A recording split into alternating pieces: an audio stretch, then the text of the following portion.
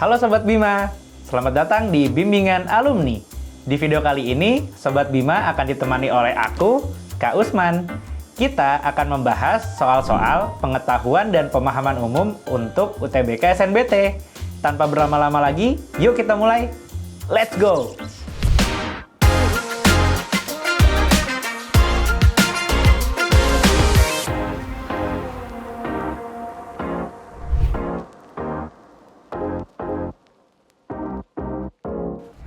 Sobat Bima, kita mulai pembahasannya dari soal yang pertama. Soalnya adalah, kata sintesis dalam paragraf pertama bacaan tersebut dapat berarti...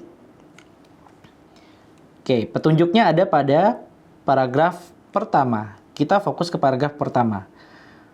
Komite Nobel Kimia 2016 Akademi Ilmu Pengetahuan Kerajaan Swedia atau RSAS menganugerahkan Nobel Kimia 2016 pada Jean-Pierre Sauvage, 71 tahun, Sir James Fraser Stoddart, 74 tahun, dan Bernard L. Feringa, 65 tahun, atas temuan desain dan sintesis mesin molekuler. Mesin terkecil di dunia berukuran kecil daripada sehelai rambut dibelah 1000. Gambaran tentang mesin molekuler itu mirip mesin yang kita kenal sehari-hari. Ada penggunaan rantai mekanik, motor, lift, dan robot. Namun semuanya dalam dimensi molekul yang merupakan kumpulan atom yang terikat secara kimia. Nah, yang ditanyakan adalah sintesis. Kalau kita merujuk kepada KBBI, sintesis itu memiliki beberapa arti. Yang pertama adalah paduan beberapa hal yang membentuk keselarasan.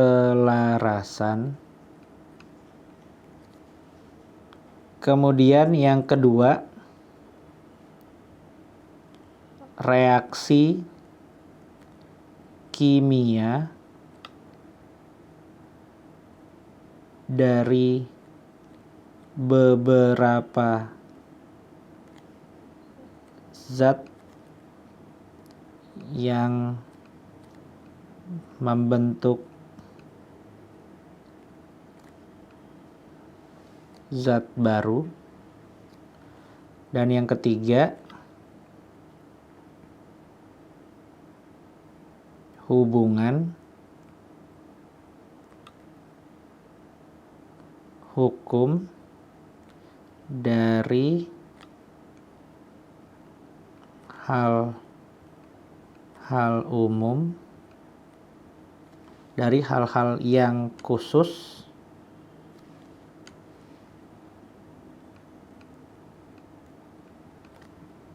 menjadi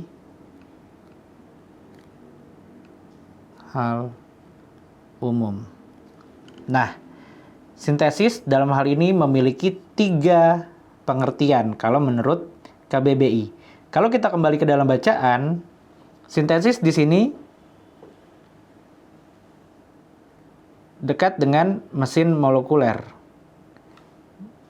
Lalu ada keterangan mesin molekuler itu merupakan mesin terkecil di dunia yang berukuran kecil daripada sehelai rambut dibelah 1000. Nah, kemudian diperjelas lagi, mesin molekuler itu mirip mesin yang kita kenal sehari-hari. Ya. Yang kita gunakan sehari-hari itu seperti apa? Mekanik, motor, lift, dan robot. Namun semuanya dalam dimensi molekul yang merupakan kumpulan atom yang terikat secara kimia. Ya, jadi ada penggunaan beberapa hal, yaitu rantai mekanik, motor, lift, dan robot. Oke. Nah, dalam hal ini, sintesis merupakan reaksi kimia antara 2 zat atau lebih yang membentuk zat baru. Jadi jawaban yang tepat adalah yang C.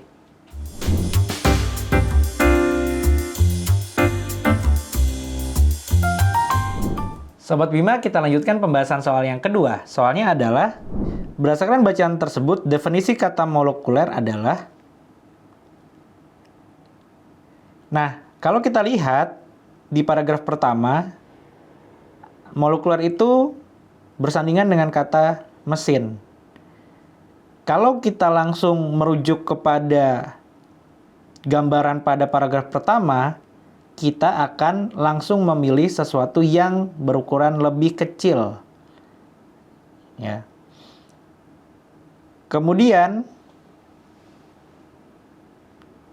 kita juga akan menggunakan kumpulan atom yang terikat secara kimia. Oke, jadi kita akan langsung memilih pada lebih kecil dari molekul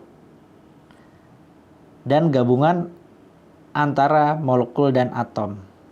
Padahal hal ini kurang tepat. Ya, molekuler kalau kita lihat di sini berhubungan dengan molekul. Jadi molekuler itu berhubungan dengan molekul.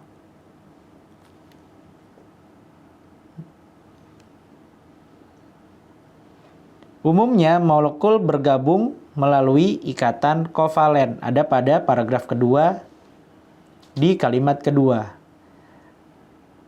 Lalu, menghubungkan molekul-molekul dalam ikatan mekanik yang lebih bebas sehingga membentuk rantai molekul.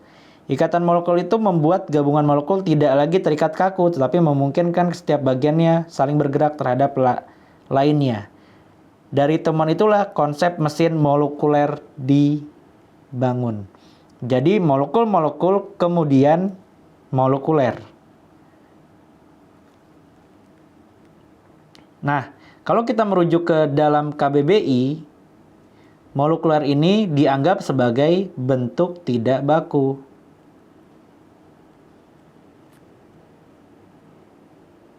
Bentuk bakunya adalah molekul.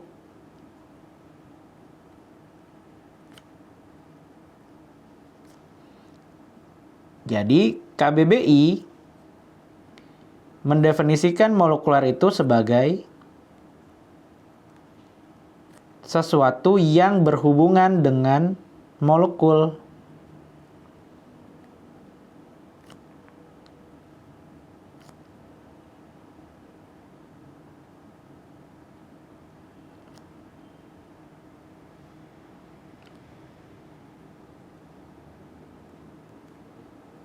Kalau kita lihat di dalam penjelasan, ya penjelasan di dalam paragraf kedua, terlihat bahwa penulis menuliskan molekul, kemudian di akhir ada molekuler. Ya, diawali dengan molekuler dan diakhiri juga dengan molekuler. Di bagian pertengahannya ada molekul. Jadi, kita dapat simpulkan bahwa molekuler itu merupakan sesuatu yang berhubungan atau berkaitan dengan molekul.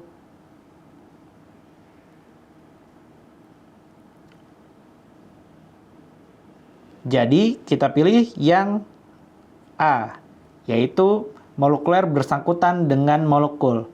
Dia bukan sesuatu yang lebih kecil, lebih besar, atau bagian terkecil dari senyawa, ataupun gabungan dari molekul atau atom. Tetapi, di sini, molekuler berhubungan atau bersangkutan dengan molekul. Jadi, pilihan jawaban yang tepat adalah yang A.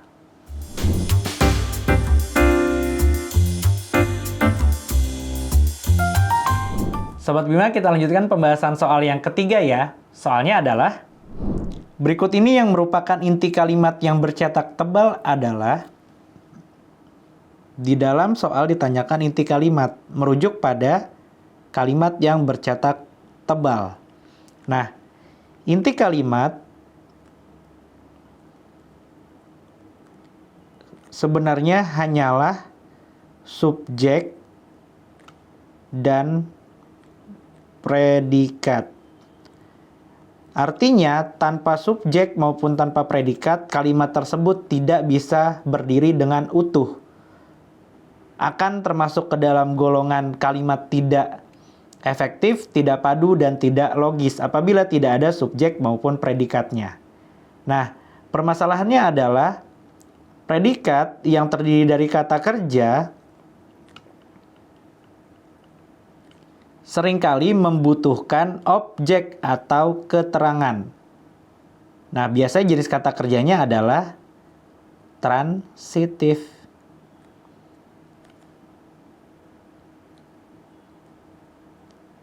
Kalau intransitif tidak memerlukan objek,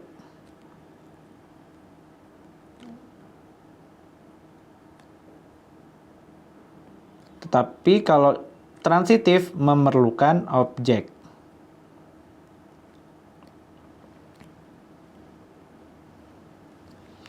Nah, cara dalam menjawab soal seperti ini adalah dengan mengeliminasi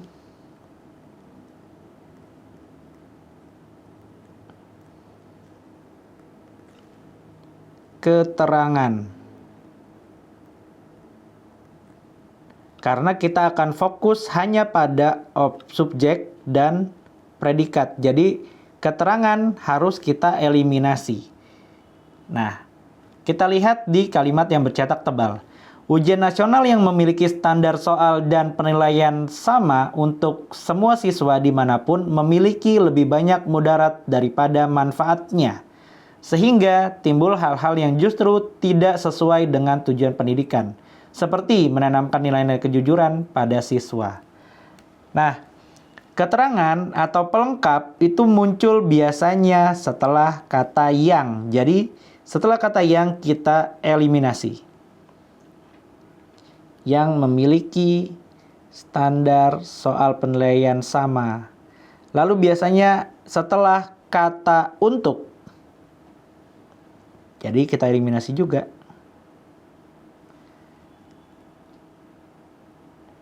Lalu keterangan ataupun pelengkap muncul juga setelah kata sehingga. Jadi setelah kata sehingga kita eliminasi.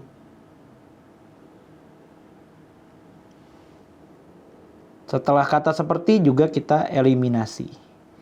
Jadi sampai di sini kita menemukan ujian nasional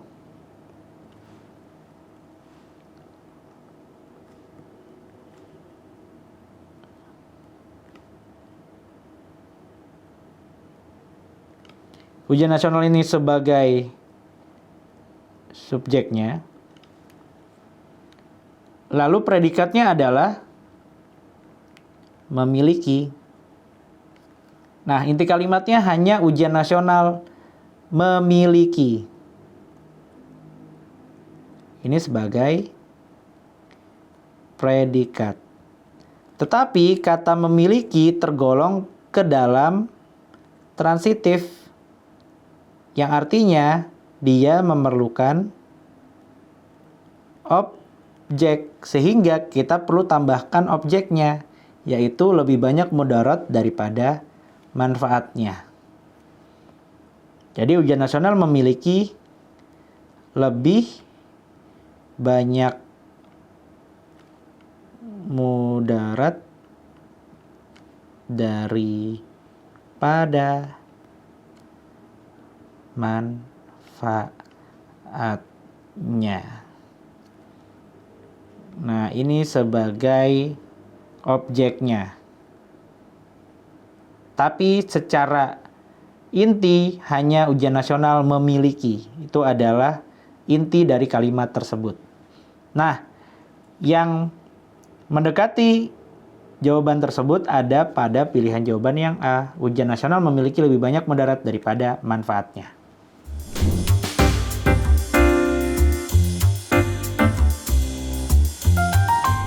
Sobat Bima, kita lanjutkan pembahasan soal yang keempat. Soalnya adalah simpulan berikut jika benar yang dapat melemahkan isi teks adalah. Nah, yang ditanyakan adalah simpulan. Ingat Sobat Bima, simpulan dan kesimpulan itu merupakan satu hal yang sama. Ya, simpulan berarti gambaran utuh keseluruhan isi dari teks atau artikel yang tidak terbatas pada hasil akhir. Jadi simpulan itu atau kesimpulan bukan hanya hasil akhir. Nah, di sini kita ditanyakan yang dapat melemahkan isi teks, berarti yang berlawanan atau bertentangan dengan teks. Yang bertentangan dengan teks itu akan melemahkan isi teks. Ya, makanya kita cari yang berlawanan atau bertentangan. Kalau kita lihat di dalam artikel, kalimat utamanya adalah pemerintah sebaiknya meninjau kebijakan ujian nasional. Jadi, pemerintah meninjau. Meninjau. Apa yang ditinjau? Ujian nasional.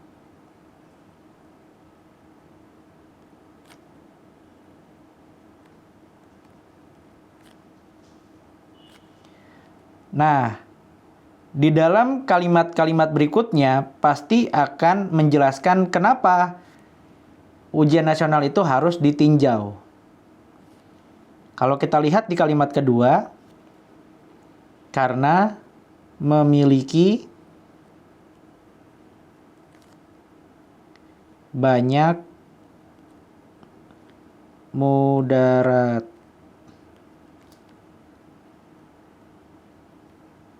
Lalu kalimat ketiga menjelaskan mengenai moratorium.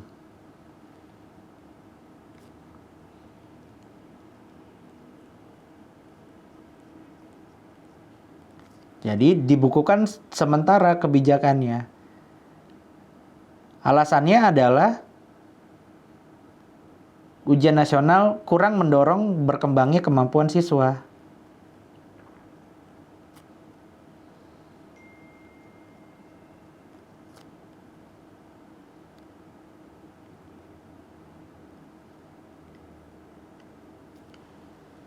Lalu di kalimat berikutnya, sulitnya memperoleh nilai ujian nasional yang kredibel dan bebas kecurangan. Tidak kredibel. Karena cakupan ujiannya terlalu luas. Kemudian, selain itu, untuk menggelar ujian nasional dibutuhkan sumber daya yang besar.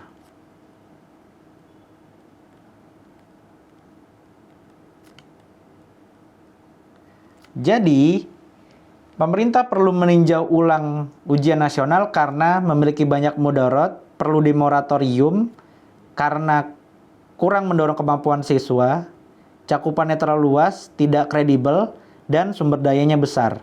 Nah, kesimpulannya harus bertolak belakang dengan apa yang sudah disampaikan dalam isi teks tersebut. Karena yang diminta adalah yang melemahkan isi teks. Berarti yang berlawanan dengan mudarat artinya banyak manfaat,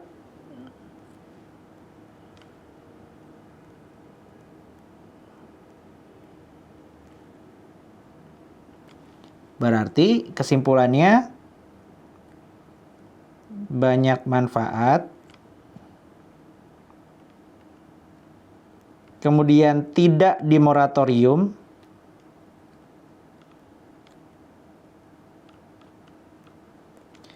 lalu mendorong berkembangnya kemampuan siswa,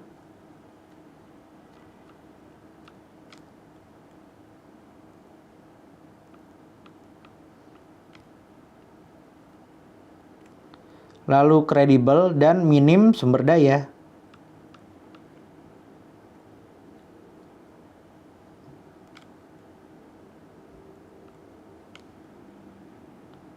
Nah, bila ada salah satu dari hal-hal tersebut seperti banyak manfaat, tidak dimoratorium, mendorong kemampuan siswa, kredibel, dan minim sumber daya, apabila ada salah satunya, maka itu dapat melemahkan isi teks. Nah, sekarang kita lihat di pilihan jawaban. Ujian nasional telah melenceng dari tujuan pelaksanaan yang sebenarnya. Nah, ini justru menguatkan.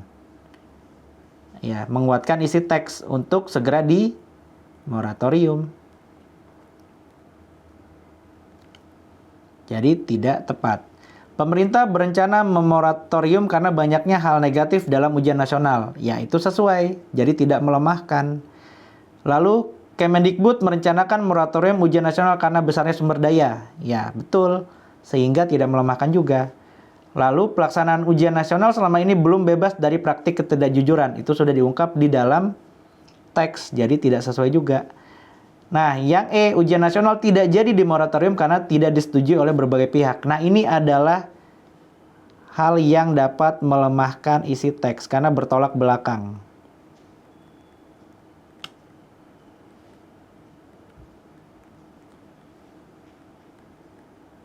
Sesuatu yang bertolak belakang dengan teks dalam hal ini akan melemahkan isi teks itu dengan sendirinya.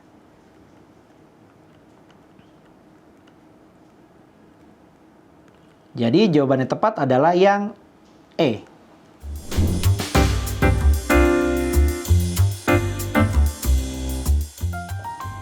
Bagaimana Sobat Bima? Sudah mulai paham kan? Ingat ya, kunci sukses pengetahuan dan pemahaman umum untuk UTBK SNBT adalah latihan soal yang rutin dan pemahaman konsep yang kuat. Kira-kira kita bahas apa lagi ya? Yuk tuliskan di kolom komentar di bawah ini. Jangan lupa like, subscribe, dan share ke teman-teman kalian, serta nyalakan lonceng notifikasi supaya tidak ketinggalan video-video pembelajaran dari bimbingan alumni lainnya. Bimbingan alumni, yakin bisa, pasti bisa.